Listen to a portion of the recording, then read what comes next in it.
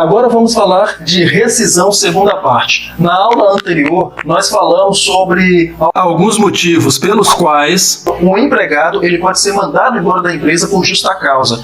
E vamos entender alguns desses motivos mais a fundo. Eu fiz questão de detalhar alguns desses motivos mais a fundo, porque se você, profissional do departamento pessoal, se deparar com uma situação como essa, você sabe exatamente como agir e você tem exatamente o conhecimento dessas causas, de forma que você possa apresentar a melhor solução para resolvê-las. Primeiro vamos falar de improbidade. O que é improbidade?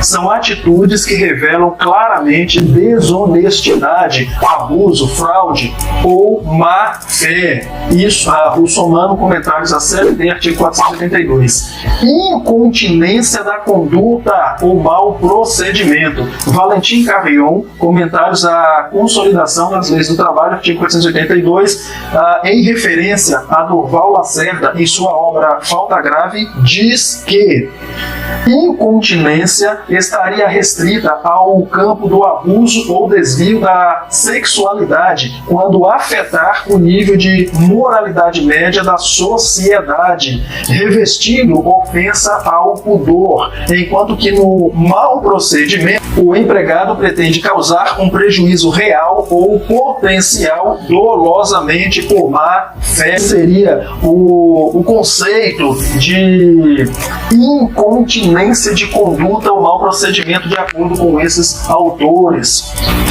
Negociação habitual. A prática habitual do empregado em exercer qualquer atividade que não seja inerente ao seu contrato de trabalho pode caracterizar-se como concorrência efetiva ou provocar prejuízo ao próprio trabalho ou de seus colegas. Ou seja, a prática habitual do empregado em exercer qualquer atividade que não esteja de acordo com o seu contrato. Então, o empregado ele não pode exercer dentro da empresa ou em nome da empresa uma atividade que não seja aquela a que ele foi contratado, para a qual ele foi contratado. Essa é uma atividade qualquer que possa se caracterizar como concorrência para a empresa, ou então aquela atividade que pode trazer prejuízos ao trabalho ou até mesmo aos seus colegas. Então essa situação ela tem que ser muito bem avaliada, muito bem analisada, para que possa ser caracterizado como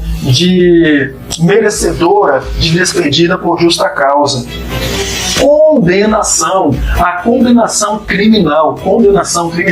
A simples condenação criminal do empregado impossibilita o cumprimento do contrato de trabalho. Quando um empregado é condenado criminalmente, ele perde o direito a esse contrato. A empresa ela pode mandar esse empregado embora por justa causa, sim. Desídia. A constante prática de atos que evidenciam a negligência do trabalhador para com as suas obrigações contratuais, como ausências constantes e não justificadas, excessivos atrasos no cumprimento do horário de trabalho ou excesso de erros em seus afazeres, caracterizam a desídia. Essas situações, excesso de erros, irresponsabilidade no trabalho, faltas, atrasos em excesso, tudo isso pode se caracterizar como justa causa. Isso pode ensejar, na verdade, isso pode culminar no mandar funcionário embora por justa causa. Porém, a gente vê nas empresas esse tipo de situação, e as empresas, por incrível que pareça, elas não costumam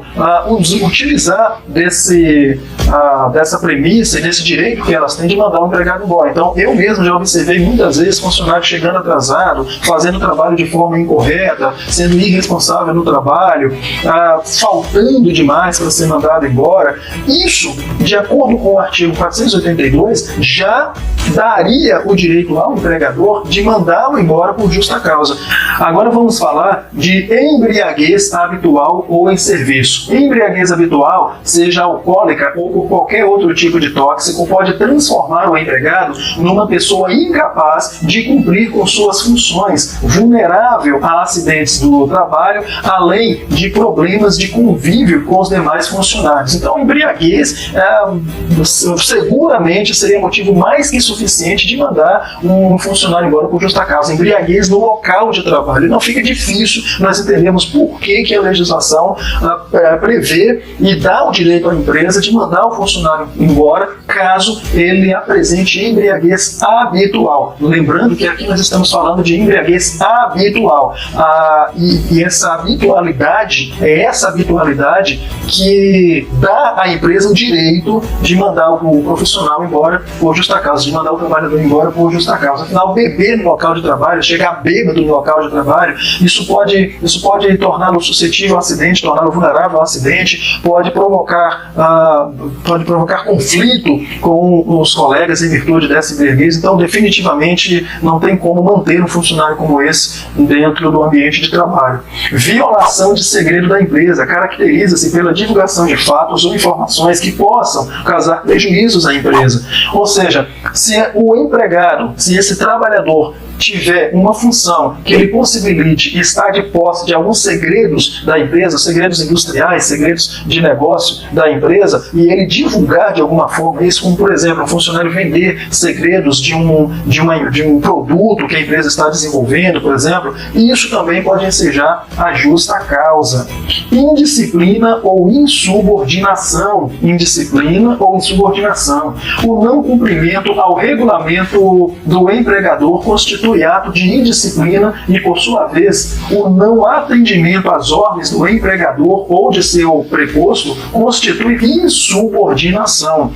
Você pode ver que ser mandado embora por justa causa não é tão difícil. Então, aqui diz que não cumprimento do regulamento do empregador. Então, toda empresa tem um regulamento, toda empresa tem regras a serem seguidas. E se você não segue essas leis, se você não segue essas regras, se você não obedece às ordens dos seus superiores, se você não obedece às ordens do seu patrão, você pode sim ser mandado embora por justa causa. Abandono de emprego. A jurisprudência fixou em 30 dias a ausência injustificada do empregado. Todavia, esse prazo poderá ser menor se ficar provado a intenção do empregado em abandonar o emprego. Olha que coisa interessante. Se o empregado se ausenta do emprego por 30 dias, já se caracteriza abandono de emprego e, consequentemente, ensejaria, assim, a demissão por justa causa. Então, a jurisprudência fixou em 30 dias. Porém, se for notado, se for percebido que esse empregado está abandonando o emprego, esse prazo pode ser até menor. Então, tudo tem que ser devidamente avaliado. Ato lesivo na honra e boa fé. Salvo a legítima defesa, atitudes que ofendam, agridam ou desrespeitem os colegas de trabalho ou o empregador constituem motivo de justa rescisão. Atos lesivos contra o empregador, mesmo que praticados fora do ambiente de trabalho, constituem justo motivo para rescisão. Ou seja, agressão contra o empregador, agressão contra o seu superior, agressões físicas contra os seus superiores, contra os seus patrões, contra os seus encarregados, contra os seus chefes, isso também enseja a justa causa, ou a demissão por justa causa. Jogos de azar. Toda e qualquer prática constante de jogos de azar poderá constituir-se motivo para justa causa. Todo e qualquer jogo de azar. É importante notar que, mesmo sendo mandado embora por justa causa, o funcionário ele ainda tem alguns direitos a receber do empregador. Olha só, o funcionário desligado por justa causa terá os seguintes direitos a receber: saldo de salário, férias vencidas, se houver, 1/3 de férias. E já que falamos de demissão por justa causa, trouxe aqui também a demissão sem justa causa. A demissão sem justa causa é o desligamento do funcionário por iniciativa do empregador, sem que este tenha dado o motivo justo para a rescisão. Então, a demissão sem justa causa é o oposto da demissão por justa causa. Mesmo que o funcionário não tenha dado nenhum motivo para ser desligado da empresa, ele pode ser demitido por qualquer outro motivo que não seja exatamente aqueles listados no artigo 482. Para demissão por justa causa, que trata de demissão por justa causa. O artigo 487 diz o seguinte: não havendo prazo estipulado, a parte que sem justo motivo quiser rescindir o contrato, deverá avisar a outra parte da sua resolução com antecedência mínima de 30 dias aos que perceberem por quinzena ou por mês, ou que tenha mais de 12 meses de serviço na empresa. O prazo para o aviso prévio, ou seja, o tempo de aviso prévio, o tempo mínimo de aviso prévio, o prazo mínimo de aviso prévio é de 30 dias, se o empregado receber por quinzena ou por mês, ou que tenha mais de 12 meses na empresa. Então ele tem aí 30 dias de aviso prévio. Então, quando você entra na empresa, quando o funcionário é contratado, depois que ele passa pelo período de experiência, ele já conquistou 30 dias de aviso prévio. Esse é o prazo estipulado pela legislação. A falta do aviso prévio por parte do empregador dá ao empregado o direito aos salários correspondentes ao prazo do aviso, garantindo sempre a integração desse período no seu tempo de serviço. Ou seja, em outras palavras, se o empregado, ou melhor, se o empregador não concede o aviso prévio ao funcionário, ele terá que indenizar esse aviso com o valor ou com a remuneração correspondente ao seu salário e eventuais adicionais que possua esse salário. Ou seja, a remuneração do total do empregado corresponde ao valor do aviso prévio que a empresa teria que indenizar caso não conceda ao empregado, a este empregado, o aviso prévio. Então, se a empresa não fornece o aviso prévio, não concede o aviso prévio, ela deve indenizá-lo em dinheiro, com a remuneração correspondente ao seu salário.